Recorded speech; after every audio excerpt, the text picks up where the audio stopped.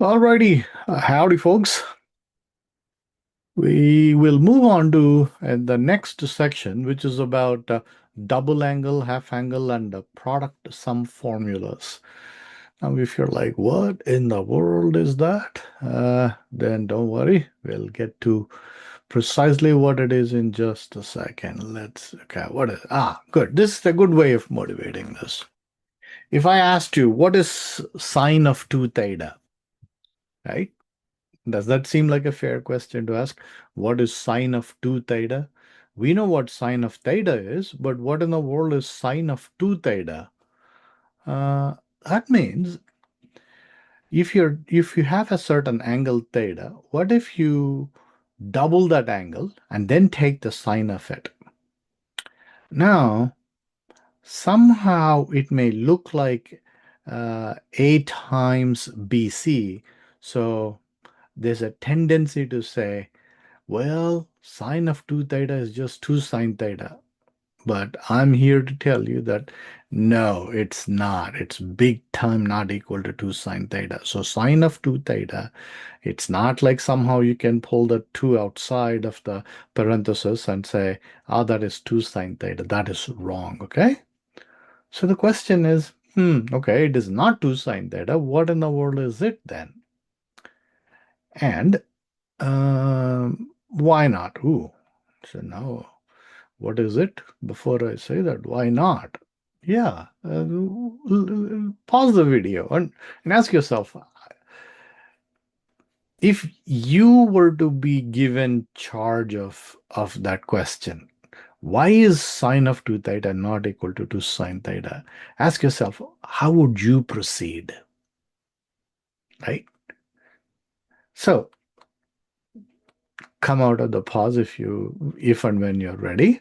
So let's look at this. How should I put it? Okay. Consider this. Suppose someone says any number divided by itself equals 1, right? You take any number, man, and you divide it by itself, you're going to get 1. Oh, really? Yeah. Like 5 over 5. What is it? 1. 7 over 7. 1. Negative 3 over negative 3. 1. Pi over pi. Negative e over e. Right? You can come up with all sorts of examples where that statement is true, that any number divided by itself is equal to 1. However, in mathematics, it works in such a way that if I can come up with one measly counterexample, done. That statement is no longer true. One measly counterexample. And can I? The answer is yeah. Then I say, is 0 over 0 equal to 1? Uh-oh. No. Right? Whether there are any other examples of where this is not true is immaterial. As long as I can come up with one counterexample, it is sufficient to show that that statement is false. You don't even mince words. The reason I digressed and talked about that is here, in order to show that sine of 2 theta is not equal to 2 sine theta, it is enough if we can come up with one example where sine of 2 theta will not equal to sine theta. You see the thought process? Good. So let me demonstrate that. Consider the following. Counter example it is called, meaning sine 2 theta equals 2 sine theta. For that, we can show that sine 2 theta is not equal to 2 sine theta by showing that there is an example where it turns out that sine of 2 theta is not equal to 2 sine theta. For example, let theta equal 30 degrees. Do you see how this can be used? See, on purpose, I picked 30 degrees because we know sine theta, that is sine of 30 degrees. Do we know sine of 2 theta? Well, if theta is 30 degrees, 2 theta is 2 times 30 degrees, which is 60 degrees. We know sine of 60 degrees, and we also know sine of 30 degrees. So all we need to do is check that sine of 2 theta is sine 60 degrees is square root of 3 over 2. However, 2 sine theta is 2 times sine of 30 degrees, and that is equal to 2 times sine 30 is 1/2, so that's equal to 1. Now, do we clearly see that sine of 2 theta is not equal to 2 sine theta? Sine of 2 theta is square root of 3 over 2, whereas 2 sine theta is 1. See that? So here is a counter example. So that means you can be confident that in general, sine of 2 theta is not equal to 2 sine theta. That's the whole idea. Cool? All right. Now, let's ask that good question. What is sine 2 theta? We know it's not 2 sine theta. What is it, man? How can... I don't know. Good. Good. I do have this. Check this out. Recall that sine of a plus b equals sine a cosine b plus cosine a sine b. Now, don't click and don't move on. Pause the video if you need to. Okay. In How in the world, answer this question, how in the world can I use this concept of sine of a plus b equals sine a cosine b plus cosine a sine b to figure out what in the world sine of 2 theta is? Mind blown. What? I don't know. Right? Right? You really need to put some mental effort into trying to figure out. If you don't get it, totally cool. But if you get it, the joy that you're going to experience is awesome. So pause the video right now and find a way of using sine of a plus b formula to figure out what sine of 2 theta is. Cool. All right. Check this out. Sine of 2 theta. Can I write 2 theta as theta plus theta? Right? Sine of 2 theta. 2 theta is nothing but theta plus theta. You see that? Now, does that theta plus theta look like a plus b? Oh, no, man. A and b are two different things. But here, a is theta, b is theta. Is that what you're saying? The answer is yeah. When mathematicians say sine of a plus b and they give you a formula like this, nobody is saying that a should not be equal to b. At the same time, A must be equal to B. They're not saying that either, right? So A and B could be different or could be the same. So in this case, because of that, we can say, I'm going to say A is theta and B is also theta. And now, armed with that, A is theta, B is theta, we go look at this guy. Sine A cosine B becomes sine theta cosine theta. Just plug and chug. Plus cosine A sine B becomes cosine theta sine theta because A and B are both theta. So we have sine theta cosine theta plus cosine theta sine theta. Well, multiplication is commutative, right? I can write cosine theta sine theta as sine theta times cosine theta. And in that case, we have 2 sine theta cosine theta. Now check that out. So what in the world is sine of 2 theta? That's equal to 2 sine theta cosine theta. Pretty neat, I think. And like if you're wondering, come on, man. I don't know, who cares? Whoa, I tell you, a lot of you are probably going to be engineers or something where you will do calculus and things like that. I'm telling you, you need the sine of 2 theta thing big time.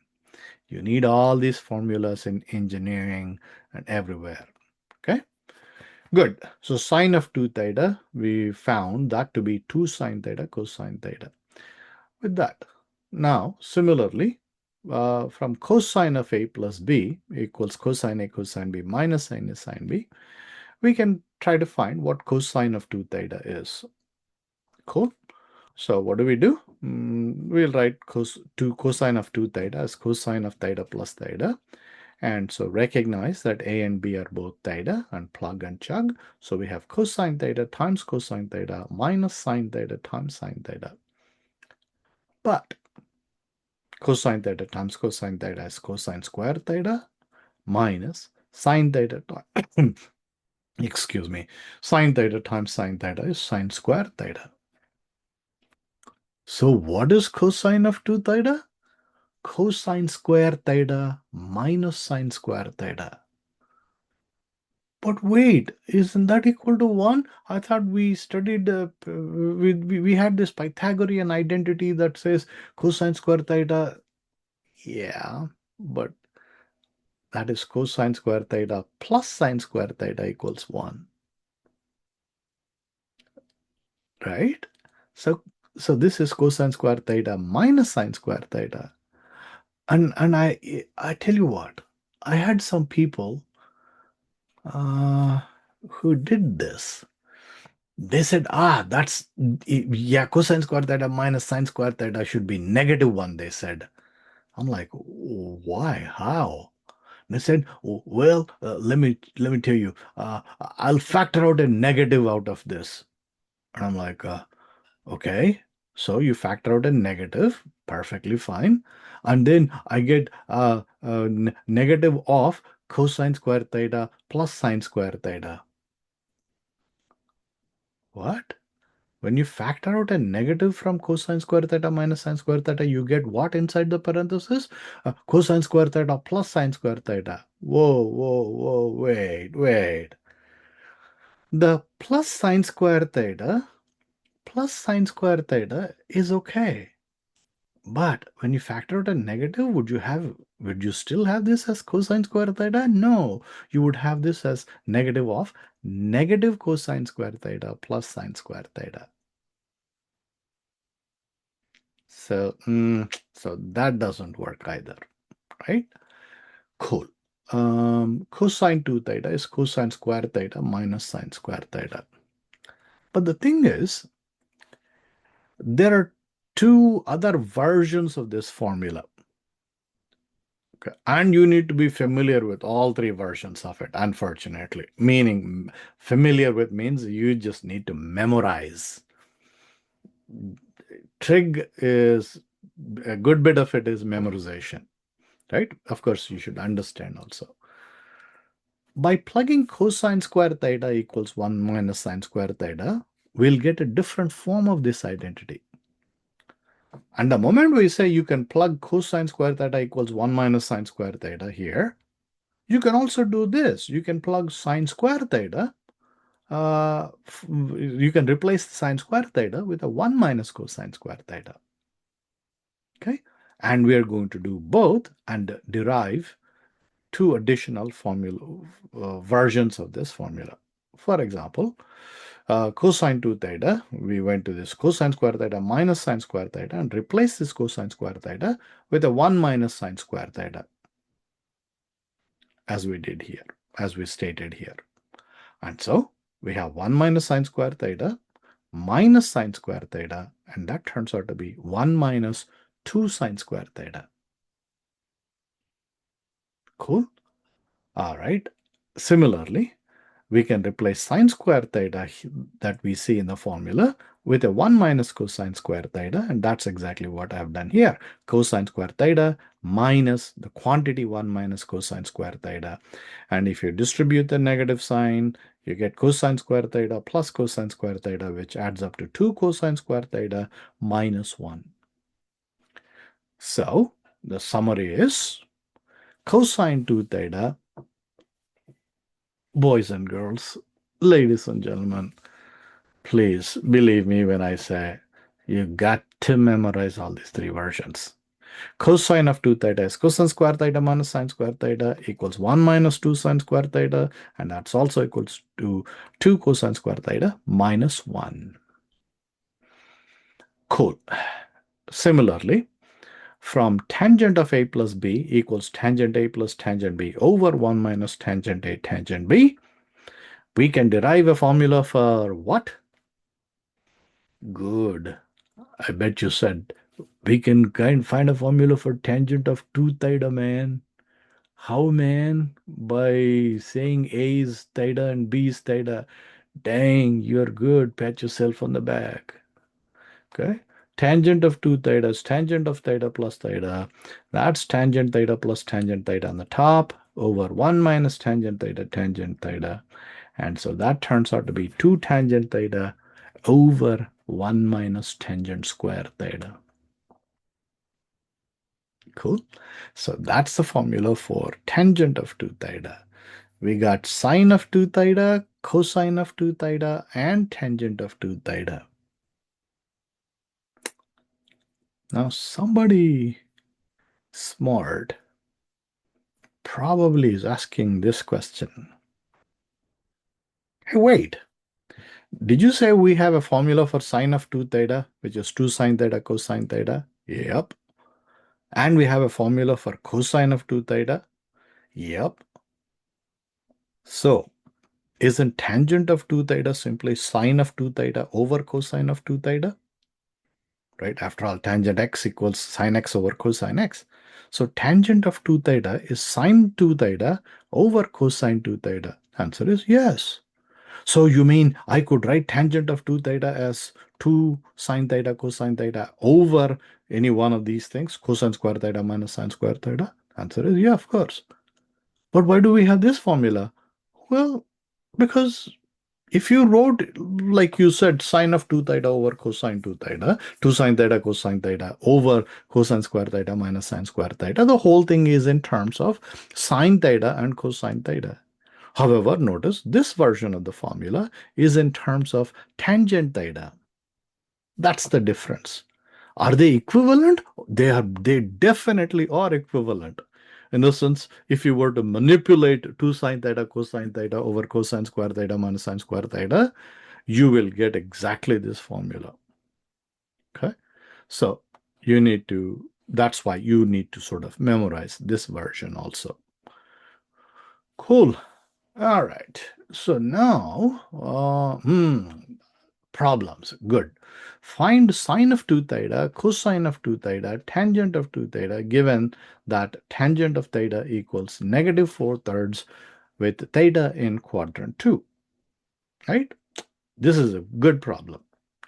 And the first thing I try to do is, whenever I see something like this, I draw the right triangle in the specific quadrant. Theta is in quadrant 2, so I drew this line, this radial line in quadrant 2. And then tangent theta in terms of x, y, and r is y over x. So y, whoa, wait, what? Did I goof here? What do you mean goof, man? So you said tangent theta is y over x. So y should be negative 4 and x should be positive 3, man. No. No. In this context, y is clearly positive. And equally likely, x is negative. So negative 4/3 is actually 4 over negative thirds. Would you agree? I can multiply both the top and the bottom by a negative 1, right? Let me repeat that.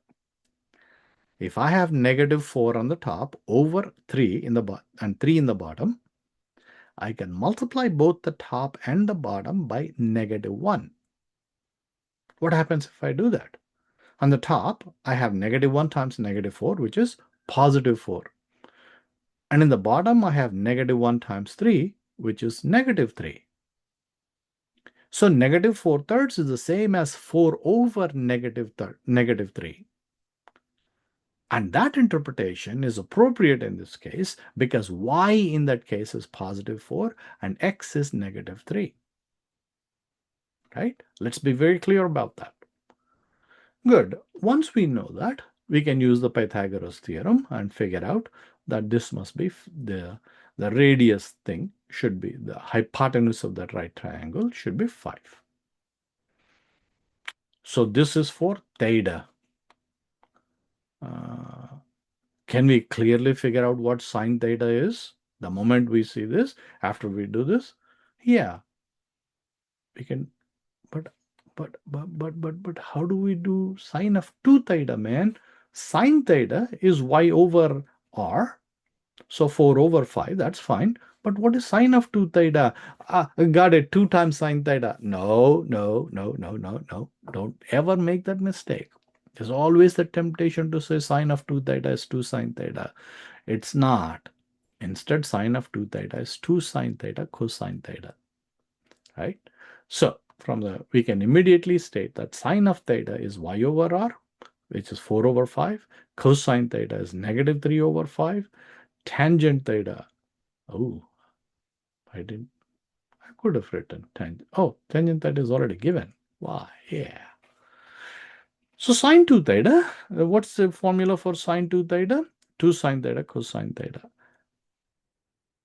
So what is it now? Simple matter of plug and chug. We already know what sine theta is, 4/5. Cosine theta is negative 3/5. So plug and chug, and ta-da, you got the answer, negative 24 over 25. As simple as that. Now, I hope you won't feel that I'm insulting your intelligence. Boys and girls, in the same way, let's find cosine 2 theta. We know that there are 3 versions of the formula. The question is, which version do we use? I happen to use the very first version, which is cosine square theta minus sine square theta.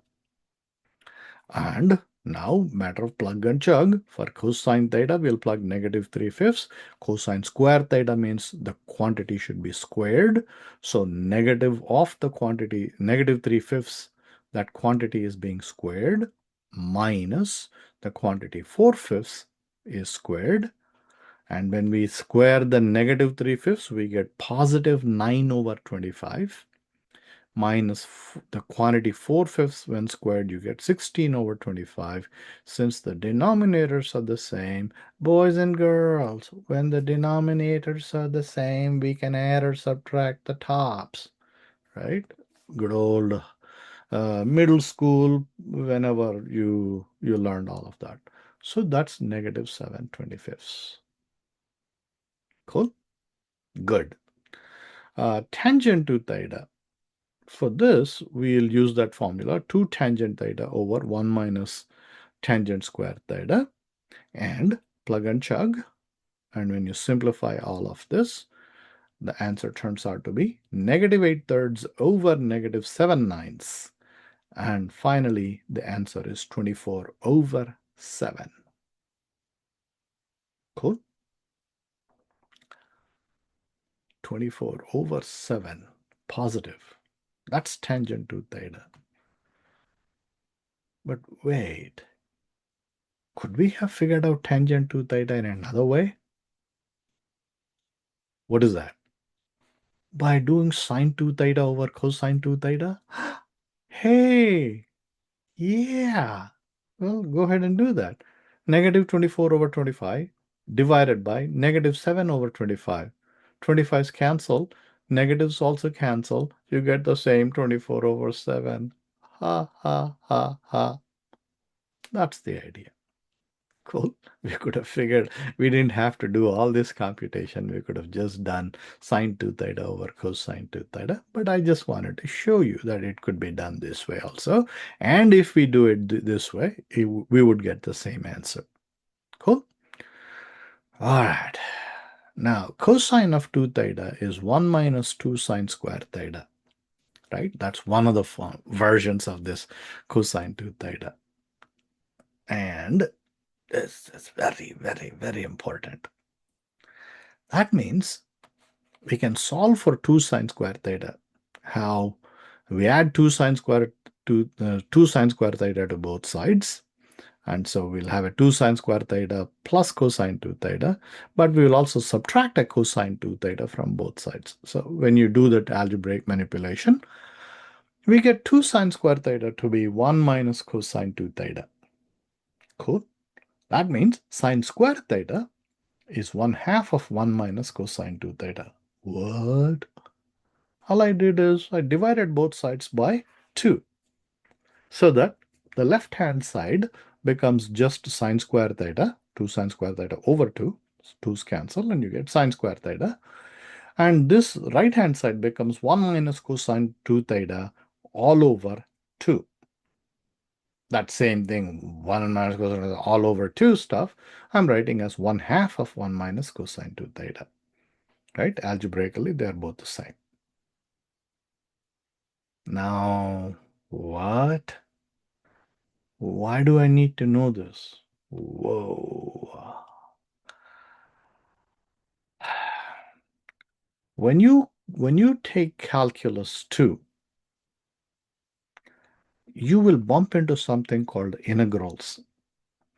Integral of sine square theta would be one of the questions.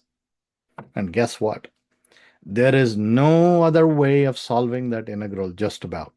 There's only one way to figure out what integral of sine square theta is, which is you write that sine square theta using this identity. You write that sine square theta as 1/2 of 1 minus cosine 2 theta, and then you can figure out what that integral is. Now, I'll be the first one to tell you, you don't know what integration is, what is this calculus, all that. I agree. But the point I'm trying to make is, in this course, we're not forcing you to learn all these things, all these new identities, stupid sine square theta is 1/2 of 1 minus, all of this for giggles. We are making you do this because we know you will need these identities. When you get to differential equations, you will study something called Laplace transforms. And in Laplace transforms, you will be required to find Laplace of sine square t. And there is no way to know what Laplace of sine square t would be unless you write that sine square t as 1/2 of 1 minus cosine 2t. And the moment you do that, it's a piece of cake, right? So your life becomes easy if you recall all this, if you know these identities and recall all of them at will. Cool? Well, since we could figure out sine square theta in terms of 1/2 of 1 minus cosine 2 theta, we could, in a similar way, find what cosine square theta is in terms of cosine 2 theta. So cosine square theta turns out to be 1/2 of 1 plus cosine 2 theta. Very necessary to know both these. Okay, now please pay attention.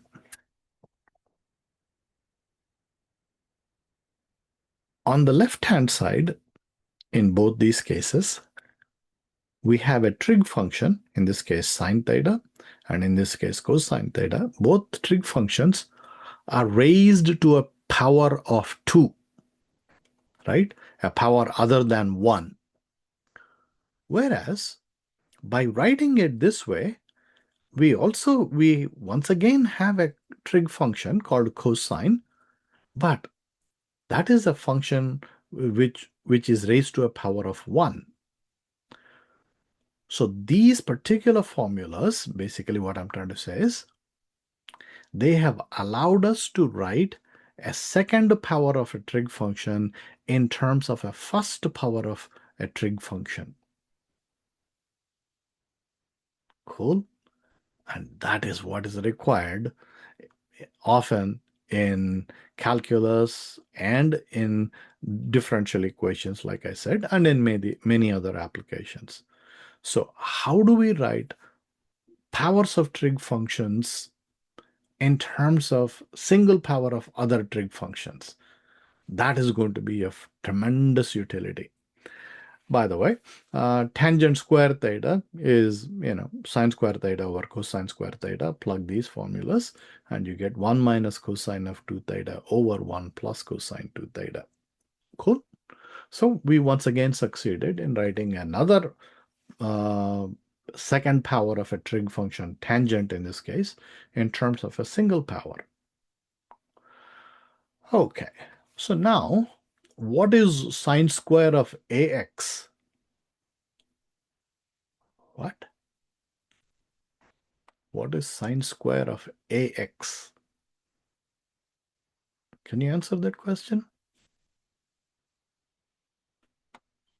Have I given you enough information for you to figure out what is sine square of ax? Answer is yeah. I told you sine square of theta is 1/2 of 1 minus cosine 2 theta. Can you use that to figure out what sine square of ax is? You should. Wait a minute. Are you saying theta is nothing but ax here? Yeah. So you can replace theta on the right hand side with an ax. So 2 theta becomes 2 times ax. 2 theta is 2 times theta, but theta itself is ax. So 1/2 of 1 minus cosine of 2 times ax or 2ax. That's the whole idea. Cool? Sine square of ax is 1/2 of 1 minus cosine of 2ax. And that is going to be very useful. Similarly, cosine square of ax is 1/2 of 1 plus cosine of 2ax. All right? And so, if I asked you, all right, boys and girls, having figured out in general case sine square of ax, what is sine square of 2x? Well, sine square of 2x. You mean theta is 2x? Yeah. So 1/2 of 1 minus cosine of 2 times theta, 2 times 2x, and that becomes 1/2 of 1 minus cosine 4x. Right? Please allow that to sink in. All we are doing is we are going to this formula that we know and saying theta in this case is 2x. So on the right hand side, we should have cosine of 2 theta becomes 2 times 2x, which is 4x.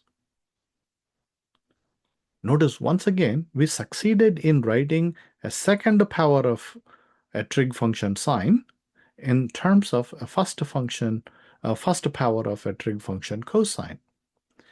When we have the argument of the sine square to be 2x, here we have the argument to be cosine of 4x.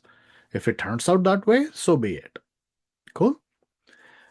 How about sine square of 5x? Well, similar idea, would you agree? Instead of theta, we have a 5x. So instead of a 2 theta, we have 2 times 5x, which is 10x. So 1/2 of 1 minus cosine of 10x. That is very important. Cool? And so on. Similarly, cosine square of 2x is 1/2 of 1 plus cosine 4x. Cosine square of 8x is 1/2 of 1 plus cosine 16x. Right? I bet you figured all of that out. That's the key. Now, we'll do some interesting problems. Rewrite the expression sine to the 4x in terms of the first power of cosine. Right? Earlier, we had the second power of sine square of theta, as a function of cosine. This time, we are being asked to find sine to the 4th power of x. Everything should be in terms of the first power of cosine. Okay, so how do we do this? Sine to the 4x. Maybe you should pause and see if you can try it yourself.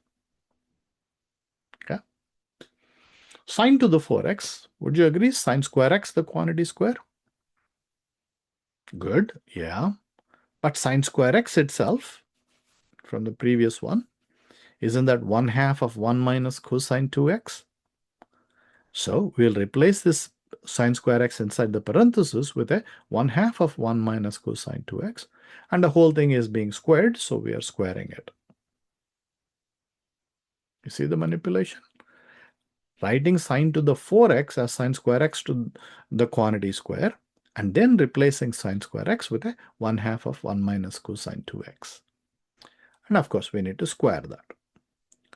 But then, 1/2 squared is 1/4 times the quantity 1 minus cosine 2x squared. So that is 1/4. To me, this looks like a minus b, the quantity square, is a square minus 2ab plus b square. A square is 1 square is 1, minus 2 times 1 times cosine 2x is minus 2 cosine 2x plus cosine square 2x. Cool? Did we accomplish what the problem statement asked us to? Rewrite the expression sine to the 4x in terms of the first power of cosine. I know. This is okay. The cosine 2x is definitely a first power of cosine, but we have a cosine square 2x here. So that apparently is not the final form because of this cosine square 2x. So in the next step, we won't touch these things. We'll leave all of these things the same way, except that we will try to manipulate this cosine square 2x and write it in terms of first power. Do we know how to do that? Cosine square of 2x? Let me go back and show you in the previous slide. We did something precisely like that. Cosine square of 2x is, tada, 1/2 of 1 plus cosine 4x. See, I knew we would need this in the next problem. That's why I tried to derive all this for you. Cool. So now that we have seen that, we'll replace the cosine square 2x with 1/2 of 1 plus cosine 4x. And, oh, I see. I just distributed. I didn't do this yet. Okay. Either way. 1/4 times 1 is 1/4 minus 1/2. 1/4 times 2 is 1/2 cosine 2x plus 1/4 cosine square 2x. Make sure you're distributing 1/4 to every one of these terms. Okay. Good. At this stage, let's replace the cosine square 2x with a 1/2 of 1 plus cosine 4x.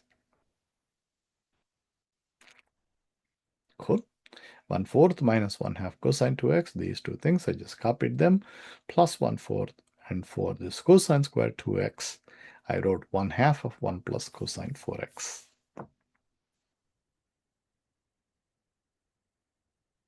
Right? Good. Then, if we do some algebraic manipulation, 1/4 minus 1/2 cosine 2x, I just repeated that same thing. I didn't have to have this one. Forgive me for that.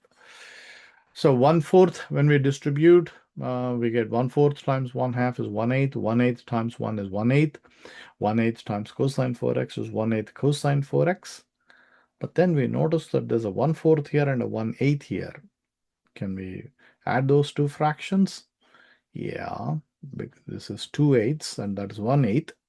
So 3/8 minus 1/2 cosine 2x plus 1/8 cosine 4x.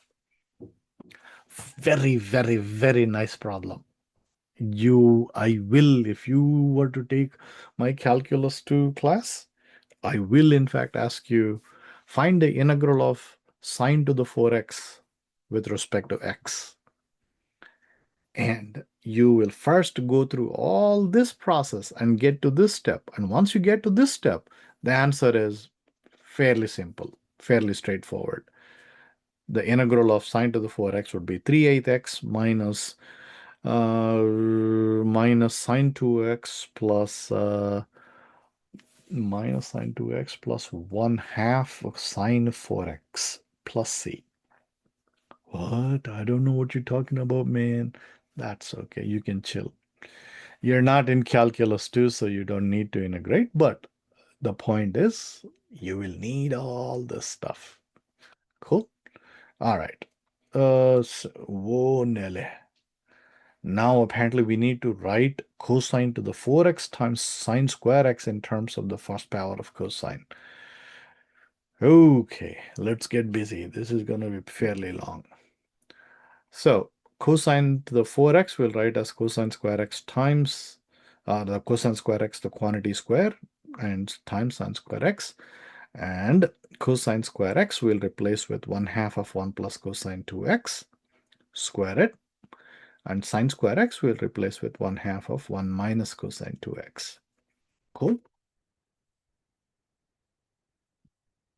Does that make sense?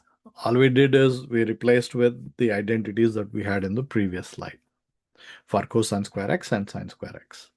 And now multiply this out. So we get 1/8. How? 1/4 from this, 1/2 square is 1/4, but there's a times 1/2 here. So that all that becomes 1/8. 1/4 times 1/2 is 1/8. And there is a 1 plus cosine 2x, the quantity square, and there's times 1 minus cosine 2x. On purpose, I'm writing like this: 1/2, that 1 plus cosine 2x, the quantity square, I'm writing that as 1 plus cosine 2x times 1 plus cosine 2x, okay, times 1 minus cosine 2x, where we get that from here. The reason I'm doing this is I want to exploit the fact that I see a 1 plus cosine 2x times 1 minus cosine 2x.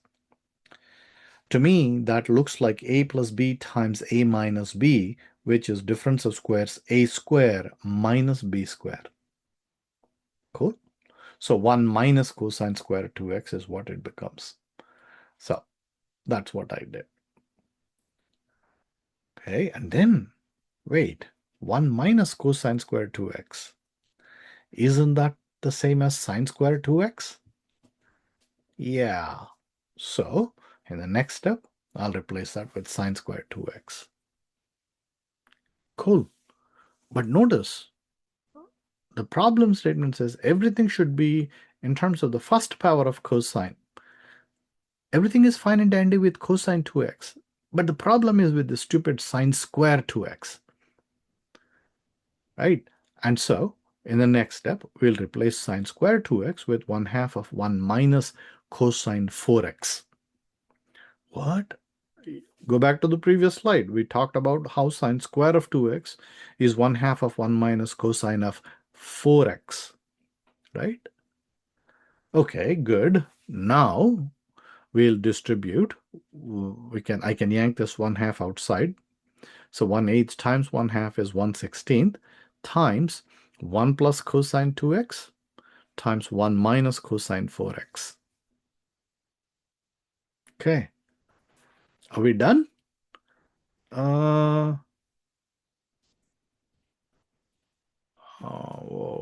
Yeah, in a way we are done. I'm not quite satisfied with that. But then I'm not quite satisfied in the sense this looks like this. Let me put it this way. This part is okay with me. And so is this, the cosine 2x and the cosine 4x.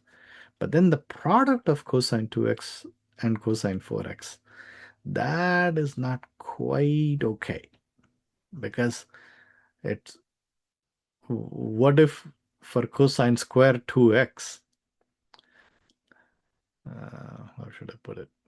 Yeah, let's say write cosine square x as single power.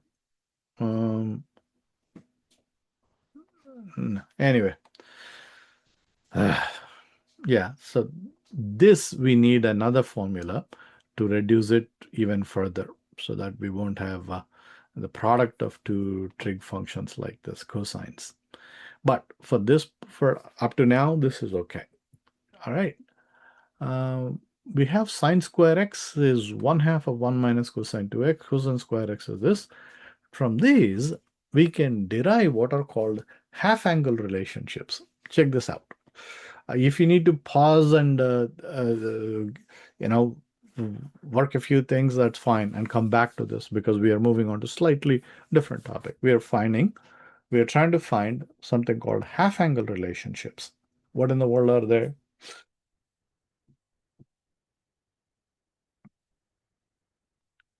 Can we find what is, how should I put it?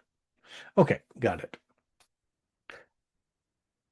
We knew about sine theta, cosine theta, or sine x, cosine x, tangent x, all that stuff.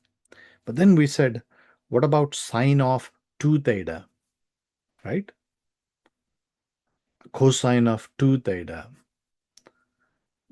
Well, if that is the case, what about sine of theta over 2?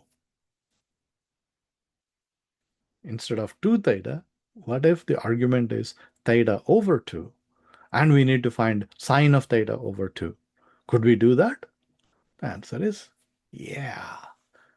In fact, we can find that using these relationships. And that's what I'm going to demonstrate. What happens if we plug theta over 2 equals x? Wherever we see x, we'll plug theta over 2. Okay? In the above identities for sine square x and cosine square x, we get what? Sine square of theta over 2 equals 1/2 of 1 minus cosine. Well, we have 2x. If theta over 2 equals x, multiply both sides by 2, would you get theta equals 2x? Yeah, so 2x can be replaced by theta. So, what is sine square of theta over 2? Is 1/2 of 1 minus cosine theta. Cool. But what are we trying to find? We're trying to find what is sine of theta over 2. Do you know how to find sine of theta over 2? I told you sine square of theta over 2 is this. What is sine of theta over 2 itself is? Would you agree we could take the square root? That's the whole idea. Sine of theta over 2 is plus or minus square root of 1/2 of 1 minus cosine theta. What's up with this plus or minus, man? Yeah, you have to say that. If x squared is equal to 4, what is x? Don't say 2. 2 is right, but that's not the only answer. Could x be negative 2? Answer is yes. So x squared equals 4 implies x equals plus or minus square root of 4, which is plus or minus 2, right? That's the similar thought process here. So sine of theta over 2 is plus or minus square root of 1/2 of 1 minus cosine theta. Cosine square theta similarly is cosine of theta over 2 is similarly plus or minus square root of 1/2 of 1 plus cosine theta. And tangent of theta over 2 is you do sine of theta over 2 over cosine of theta over 2, and you have these right sides, and that gives you, if you simplify, square root of 1 minus cosine theta over 1 plus cosine theta. Okay, 1/2 square root of 1/2 will cancel, and you will still have the square root, and that turns out to be this. So these are called half angle relationships because they are allowing us to figure out sine of half of the angle theta, cosine of half of theta, tangent of half of theta. That's why they're called half angle relationships. Okay, what's the big deal about that? Well, it allows us to figure out something like cosine of 22.5 degrees. We didn't know the exact value of cosine of 22.5, but good news is 22.5 happens to be half of 45, right? And so we will say, hang on, so theta over 2 is 22.5 degrees, and sine of 22.5, cosine of 22.5 degrees is 1/2 of, and theta is 45. So cosine of 22.5 degrees is cosine of theta over 2, and we'll use this formula, and we know cosine of theta is our well-known cosine of 45 degrees. That's the thought process here. Cool. And 1/2 of 1 plus square root of 2 over 2.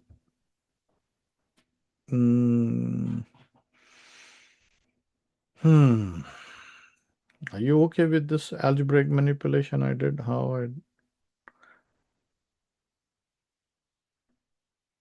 maybe I said this before, but I'll just go ahead and show you.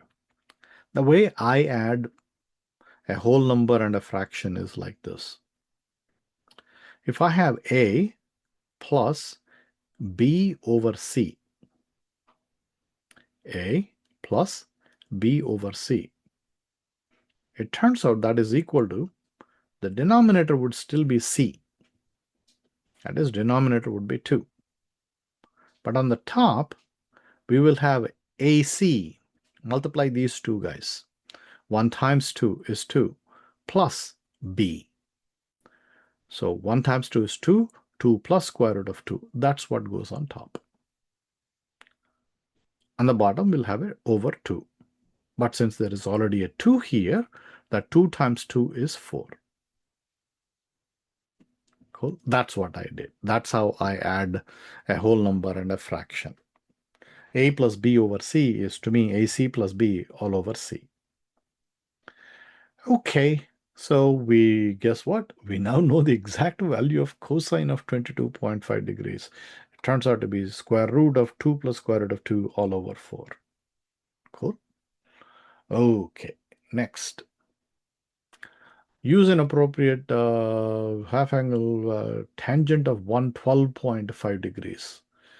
Okay, that means it looks like half of 225, and so theta over 2 is 112.5, so theta itself is 2 times 112.5, which is 225, and tangent of theta over 2 is this, and so yeah, we will find cosine theta first. With theta, it's easier said than done, right? Good. So let's see what we need to do. Yeah, please pay attention to this. This is a good problem. So we need to find cosine of 225 degrees. Because this formula has cosine theta, in order to find tangent of theta over 2, you need cosine theta, but theta happens to be 225 degrees.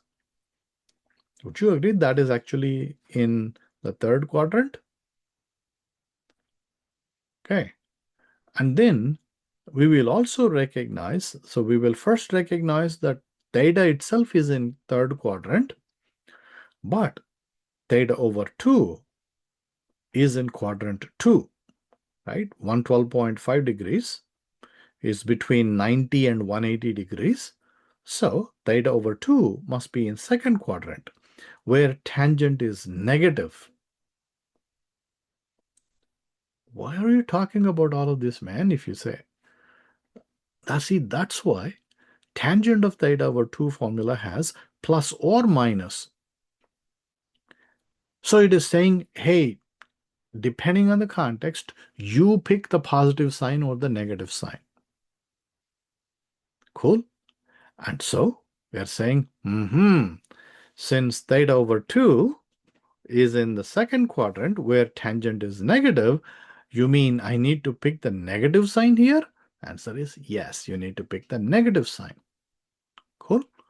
So cosine of theta is cosine of 225 degrees, and the way I typically do this is cosine of 180 plus 45 degrees, and that is negative cosine of 45. That is because cosine of 180 plus 45 is guaranteed to be cosine of 45.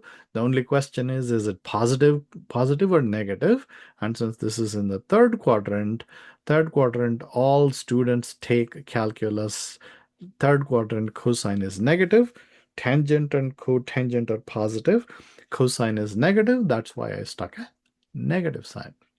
And we know cosine of 45 is square root of 2 over 2. So we have negative square root of 2 over 2. Cool. So for cosine theta, we'll plug negative square root of 2 over 2.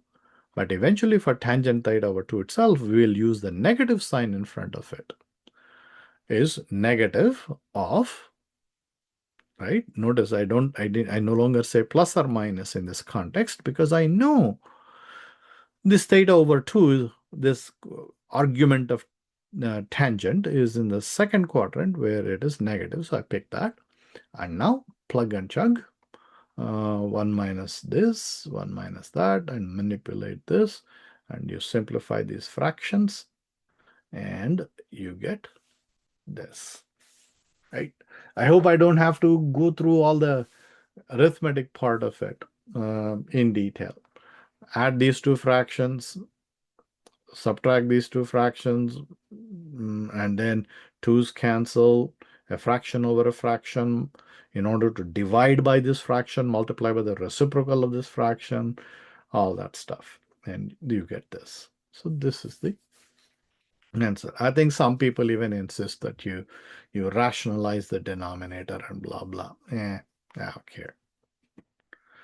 Okay, so find sine of theta over 2, cosine of theta over 2, given sine theta is negative 4/5 and theta lies between 180 degrees and 270 degrees, which is a fancy way of saying theta lies in which quadrant? Good. You said third, didn't you? Pat yourself on the back and say, attaboy, I'm so smart. Good. Since all these ratios require the value of cosine theta, we will find it first. What is cosine theta? For that, sine theta is negative 4/5, and this is in the third quadrant. So I made sure to draw a ray in the third quadrant and then identified that y must be negative 4, r must be 5. Y must be negative 4, r must be 5, yes. And from the figure, we can see that this should be 3 numerically. However, because this is in the third quadrant, x is negative, so this is negative 3. Right? Negative 3, negative 4, and 5. And that means cosine theta is x over r, that is negative 3 over 5. Right? Good. We got cosine theta.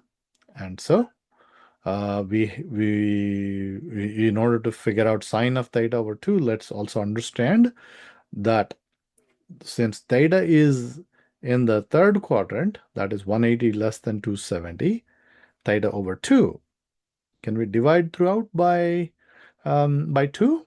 Yeah, so 180 over 2 becomes 90 degrees, less than theta over 2, less than 135 degrees.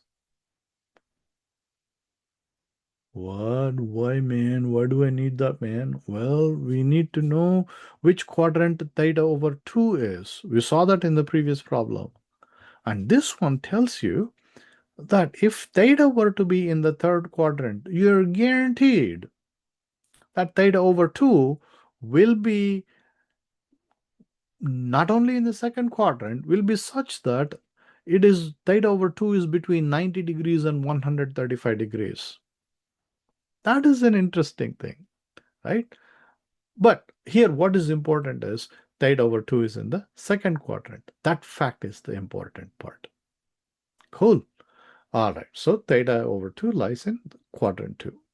And sine of theta over 2, notice, is actually plus or minus, but we are using plus because what?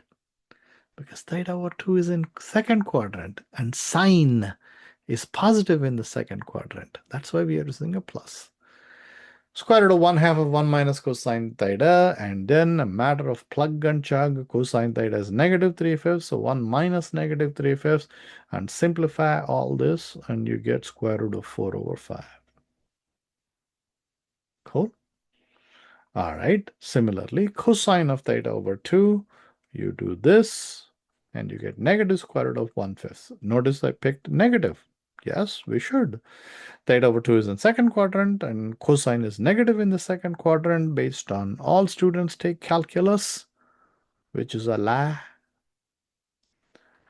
And finally, we can do tangent of theta over 2 simply by saying that's equal to sine of theta over 2 over cosine of theta over 2. And doing this manipulation, we get negative 2. The fact that it turned out to be negative 2, does that make sense? Yes, it does, because theta over 2 is in the second quadrant where tangent is negative. And so that's how we do this problem. I like this one. Good. Next, product to sum formulas. Can we convert a product such as sine A cosine B into a sum? You remember my apprehension earlier when one of the problems we ended up with cosine, if I'm not mistaken, cosine 2x times cosine 4x. I was not quite happy with that, leaving it in that form. Now we are about to look at something like this. Can we take a product like sine A times cosine B and write that as it's not a product, it's just a sum, this plus that? The answer is yes. So recall the identities. Sine of A plus B is sine A cosine B plus cosine A sine B, and sine of A minus B is sine A cosine B minus cosine A sine B. You remember this one? You should. Now the question is, what happens if we add these two equations? What? You can do that? Of course. Sine of A plus B cosine A, we can add these two equations. That means we will add the left-hand sides and set that equal to the sum of the right-hand sides. So what do we get if we add the left-hand sides? That is sine of A plus B plus sine of A minus B. What? Sine of A plus B plus sine of A minus B if we add the left-hand sides, right? Now, do not tell me, oh, well, that's going to be like I can plus B minus B. They add up to 0, man. So that's going to be sine A plus sine A or some nonsense like that. No. Sine of A plus B plus sine of A minus B is just that. There's nothing you can do about it. You have to leave it as sine of A plus B plus sine of A minus B. Cool. On the other hand, when you come to the right-hand side, you add this plus this. Now notice this is a positive plus cosine A sine B, and we have a minus cosine A sine B. They add up to give you 0. And sine A cosine B plus sine A cosine B is 2 sine A cosine B. So as a result of our addition, guess what happens? On the left-hand side, we would have sine of A plus B plus sine of A minus B. On the right-hand side, we end up with a 2 sine A cosine B. Since this cosine A sine B minus cosine A sine B, they added up to 0. Cool? I don't know. Why do we need this, man? What did this do? Check this out. We were asked to see whether this product sine A times cosine B can be written as a sum. So we are just about done. So if we divide both sides by 2, then this sine A cosine B becomes 1/2 of sine of A plus B plus sine of A minus B. Ta-da! Did we write the product as a sum? Yes, we did. And that's again, it's going to be very, very useful. I apologize to you. I'm going to once again bring that stupid calculus 2 integration with you. I would be asking my students questions like this. Hey, what is integral of sine of 6x cosine of 3x? And the only way you can do that is by using this identity and rewriting the whole thing.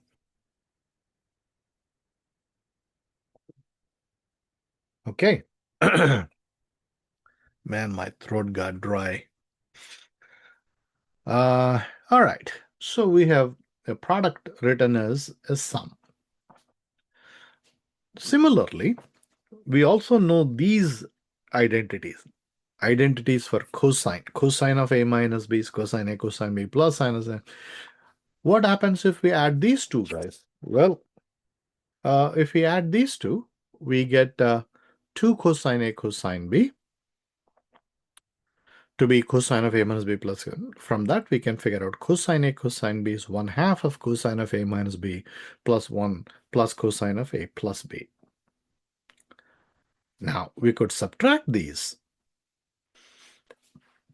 That is, subtract the bottom one from the top. If we do that, cosine A, cosine B minus cosine A, cosine B, they add up to 0, and this becomes plus sine A, sine B.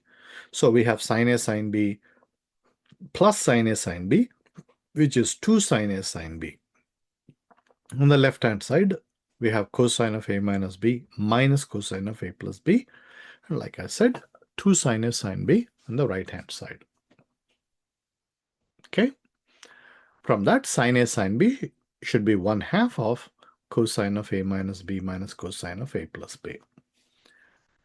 As if you are not bombarded with having to memorize a whole bunch of identities. Unfortunately, here are a couple more that you need to memorize. You must memorize. There is no choice. Sine A cosine B is equal to 1/2 of sine of A plus B plus sine of A minus B. Cosine A cosine B is 1/2 of cosine of A minus B plus cosine of A plus B. Sine A sine B is 1/2 of cosine of A minus B minus cosine of A plus B. Do you think I have all of this memorized? Of course I did. I took trig when I was in 8th grade. I had to memorize this even at that time itself. So, I ain't asking you to do something I didn't do myself. I tell you what. Good, let's do some silly problems. Boys and girls, write sine 7x cosine 2x as a sum. So, sine A cosine B, it looks like sine A cosine B, which is 1/2 of sine of A plus B plus sine of A minus B. And so for A, plug 7x and B, plug 2x, and we get this. 7x plus 2x is 9x. 7x minus 2x is 5x. So it turns out to be this. Right? So as such, it's not intellectually very complicated, fairly straightforward. Okay. And sine 3x cosine 10x. Good. What's a big deal, man? I got it, man. Sine of A plus B, A is 3x and B is 10x. Good. 3x plus 10x is 13x. 3x minus 10x is negative 7x. Whoa. What's with the sign of negative 7x? Do you recall that sine of negative theta is negative sine theta? Go back and look at one of the previous ones. Sine of negative theta is negative sine theta. However, cosine of negative theta is positive cosine theta. Cool. So we need to replace the sine of negative 7x with a negative sine 7x. And as a result, we get 1/2 of sine of 13x minus sine of 7x. Cool. All right. Cosine 9x, cosine 5x. That's a matter of picking the appropriate formula. Cosine A, cosine B is 1/2 of cosine of A minus B minus cosine of A plus B. Ta-da! Plug and chug, and you get this. Next, one last problem. Sine 13x, sine 12x, sine A, sine B, 1/2 of cosine of A minus B minus cosine of A plus B. And when you plug and chug into this, this is what you get. Cool. A good chapter. There are problems in the section. You need to work on all of those problems, just so that you become very, very familiar with these identities. All right, boys and girls. Amigos y amigas. Adios.